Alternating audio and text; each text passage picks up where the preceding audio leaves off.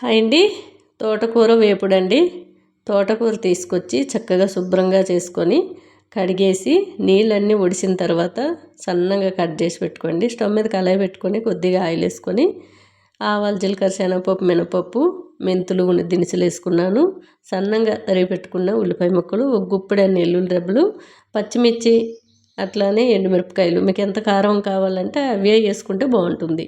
బాగా వేగిన తర్వాత కొద్దిగా కరివేపాకు వేసుకొని బాగా వేగిన తర్వాత కొద్దిగా పసుపు వేసుకొని ఒక గుప్పెడు తరిగి పెట్టుకున్న తోటకూర వేసి బాగా కలుపుకున్న తర్వాత మిగతా తోటకూర అంతా కూడా వేసేసుకుంటే పోపు అనేది మాడకుండా ఉంటుంది. లేదంటే మనం ఆ పోపు అలాగే ఉంచి ఈ ఆకుకూర అంతా పైన వేస్తే కొంచెం మాడిపోయే అవకాశాలు ఉంటాయి. కాబట్టి చక్కగా స్టవ్ మీడియంలో పెట్టుకొని వేపుకుంటే త్వరగా వేగిపోతుంది. ఆకుకూర ఏదైనా త్వరగా అయిపోతుంది.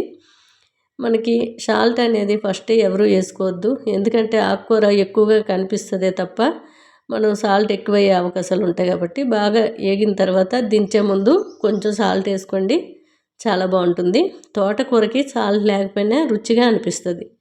ఎవరైనా ఐబీపీ ఉన్న వాళ్ళు గట్రా తినాలనుకుంటే సాల్ట్ అస్సలు అవసరం లేదండి. తోటకూర ఆరోగ్యానికి చాలా మంచిది. చిన్నప్పుడు తోటకూర తిను పొడుగు అవుతారు అనేవాళ్ళు. కాడలాగా పొడుగుగా అవుతారు అంటుండే. తోటకూర లేతగా ఉంటేనే టేస్ట్ చాలా బాగుంటుంది, ఆరోగ్యానికి చాలా మంచిది.